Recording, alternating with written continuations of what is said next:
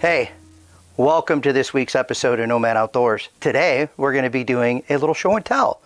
We're going to be talking about a passion of mine, muzzleloading, cap and ball muzzleloading to be specific. I just recently purchased, what do I have here?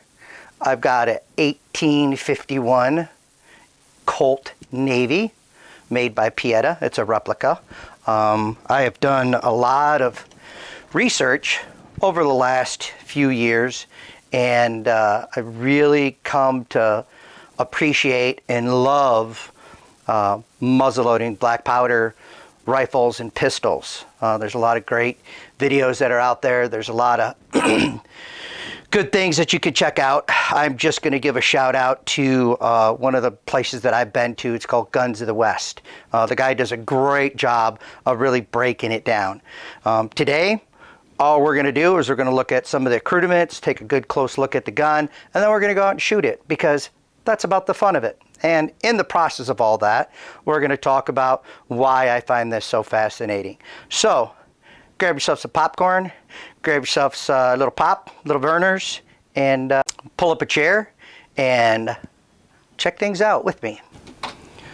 So I had a lot of great ideas when I decided that I was going to make this video. And then you know what they say, everybody's got a great plan until you get punched in the mouth. And then things kind of change. So for the most part, muzzleloading started with me, I don't know,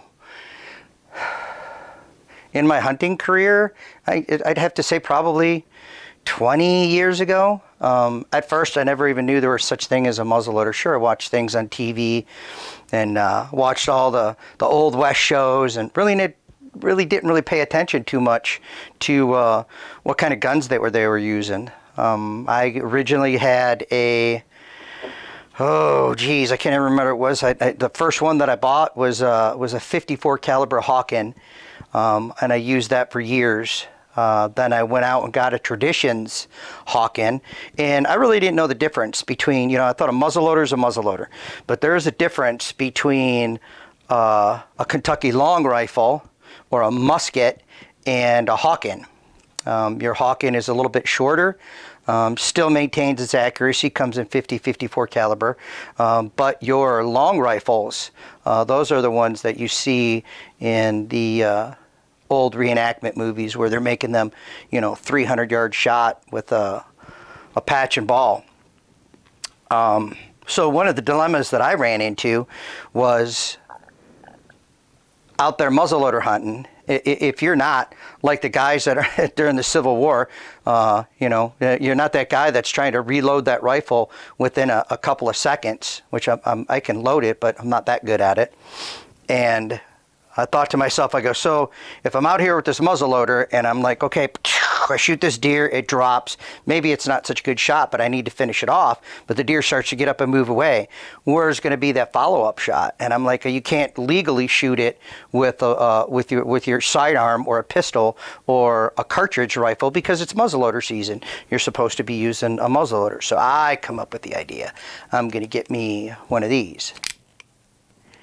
I'm going to get me a cap and ball muzzleloader. And the more research that I did on them, the more fascinated I became with them. They are, as far as I can go, some of the research that I did, one of the big names that was still shooting cap and ball was Wild Bill Hickok. And he pretty much was shooting pretty much the same gun right here.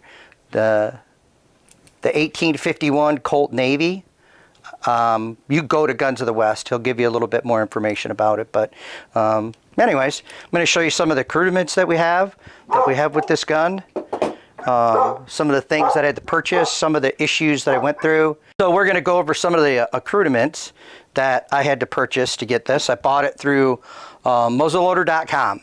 I was pretty excited when I ordered it, but then it went on back order and I got a little disenchanted. I really wanted to get the gun and shoot it, but they got some more in and they got it shipped out to me really good. So a good place to go, cheapest place that I could find, muzzleloader.com. Went up to Cabela's and got me because this This Pietta 1851 Navy Colt, it comes in 36 caliber. Why did I choose that over the 44? Because that's the replication of what this historically was, a 36 caliber gun. So I wanted to get something historically accurate, and we'll talk about a couple of things. But what we're going to do is look what I have here. We're going to load it up, and then we're going to go out and shoot it, and we'll see how all that goes.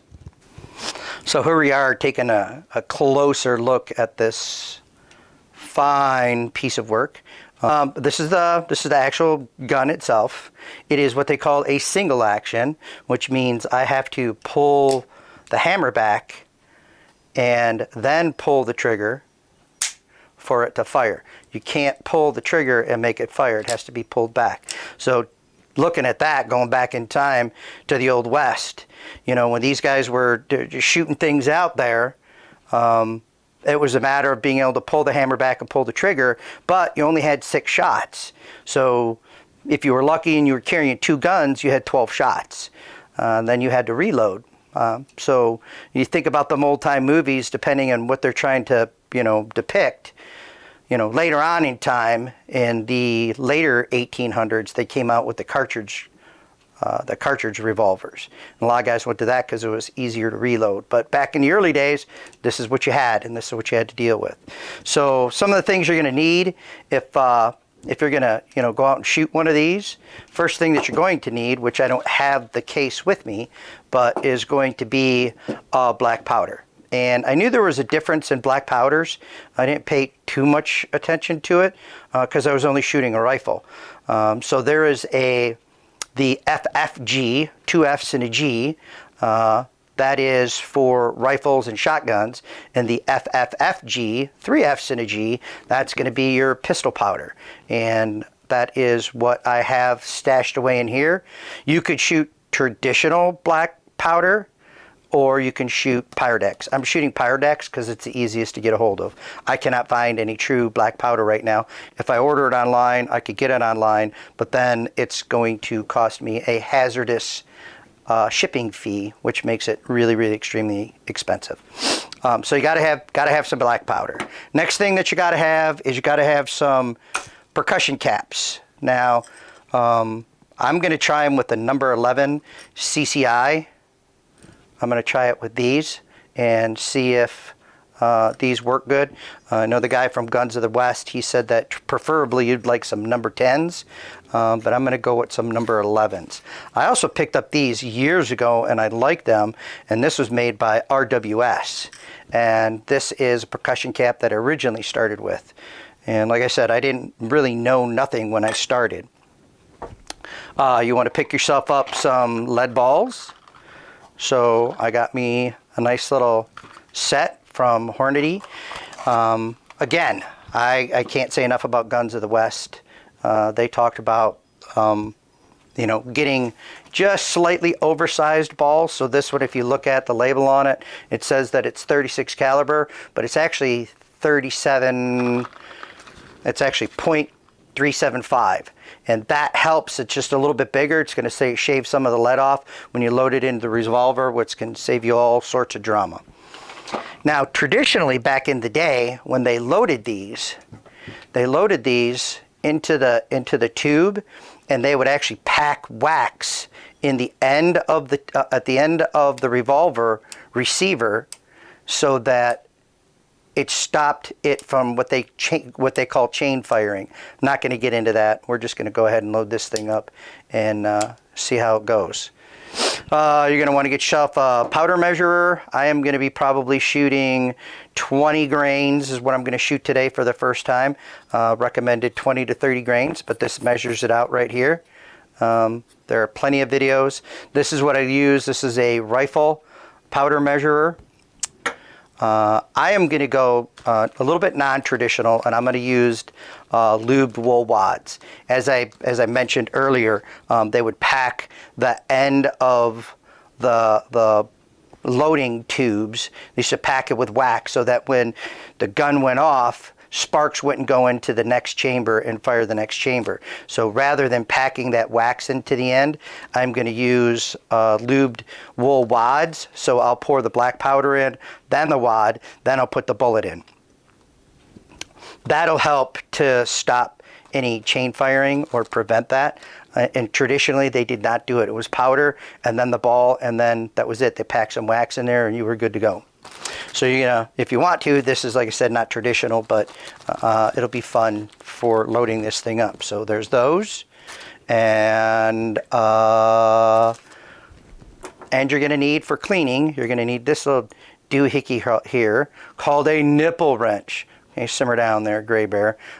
This helps you to pull, once you take the gun apart. I don't know if you can see how good you got in here, but there's little nipples that you have on the end of the gun right here. And this is what you put the cap on. And this is used to remove it for cleaning.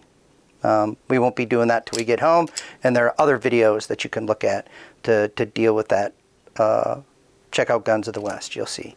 But anyways, let's give this a whirl. We're going to load this thing up, then we're going to go out and shoot it for the first time, and you get to witness it. Cool beans. Oh, there's this. If you wanted to use wax, they say it's better to use like some sort of tallow beeswax mixture. They say that the boar butter can get, in hot temperatures, can get warm and melt, and the tallow and beeswax is a better blend. You can check all that stuff out on that website that I keep telling you about. So let's load this thing up, and it's going to be the first time. So I got my glasses on because I'm getting older, and we're going to look for 20 grains. So I'm going to measure, I'm going to set this, there's little markings on the powder measurer. So I'm going to set it to 20 grains because that's what I want to measure out. And when you load the muzzle loader, you're going to see that this thing here is the ramrod. It's connected to the gun itself. And if you look close enough, you'll see that it'll slide down into the chamber for loading your gun. So let's give this a whirl and see how this is going to work. I'm going to get my powder, which has a little thingamabobber there. And I'm going to look at 20 grains, which is where I should be since I just dropped it.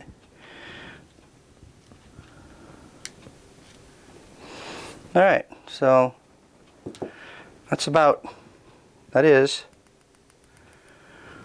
20 grains, and that's what I'm going to load in there. So I am going to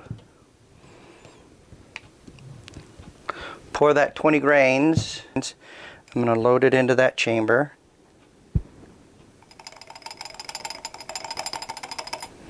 And then I'm going to get one of my waxed revolver lubes. So it says that it was lubed. These patches were lubed, but to me, they seemed awful dry. So I actually lubed it up with a little bit of boar butter myself. So we're going to put that ball in there. We're going to half cock the gun so that I can move it into position. And if you could see there, the ball kind of sticks up a little bit. If you got the right lighting, we're going to detach our ramrod and we're going to smash it in there. And that's it. That's load number 1. Then I'm going to repeat this for 5 other loads. And the reason that they say 5, even though it's a 6-cylinder, is they say to leave one empty. That way when you're carrying the gun, it sits on the empty chamber. So I'm going to load this thing up and we're going to take it from there and then take it out in the woods and see what happens.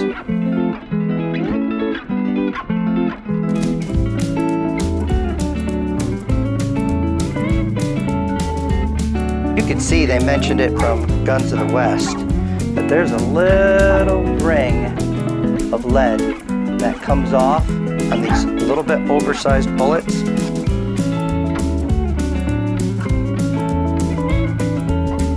I have not loaded percussion caps on there yet because it would be illegal illegal to transport it with percussion caps on it. So I am going to leave the percussion caps off till we get out in the field and we can test this. Then we'll load that some gun up and take it from there. What I'm going to do is I'm going to load it on the empty cylinder. So I got 1, 2, 3. I got 1, 2, 3, 4, 5 rounds, and it's sitting right now on the empty cylinder. So let's go out and see what it does. I'm going to take some bullets and some wads and some gunpowder with me just to have a little bit of extra to play with. Cool? Cool.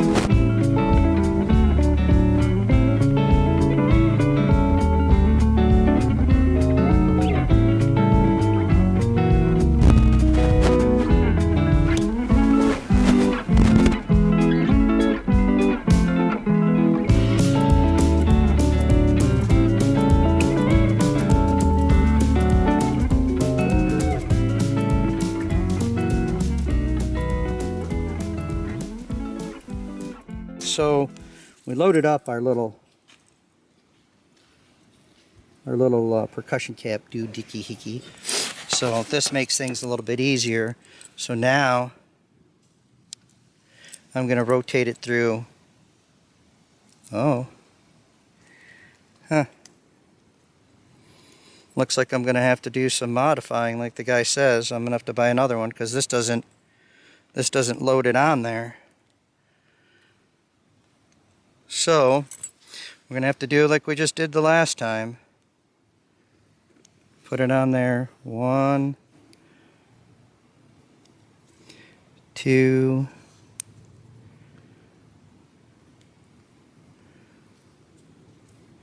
3. Could you imagine the cowboys doing this back in the day? How hard that had to be, huh? That's crazy. One of these is going to be a dud. That's all right. And 1, 2, 3, 4, 5. There's definitely a problem with using the number 11 percussion caps.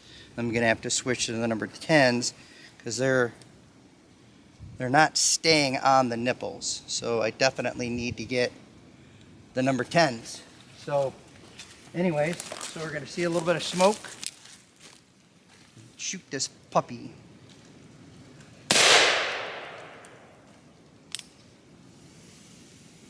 So you could see right down in there, you see that percussion cap blows out and then it's got all sorts of shrapnel in there.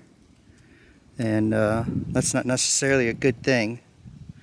So hopefully I can fire this next round.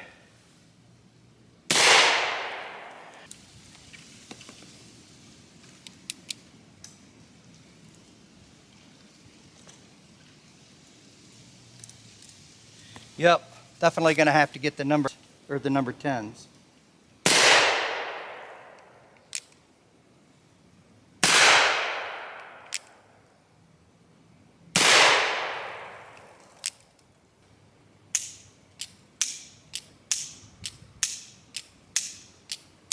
So we'll do a little bit of cleaning.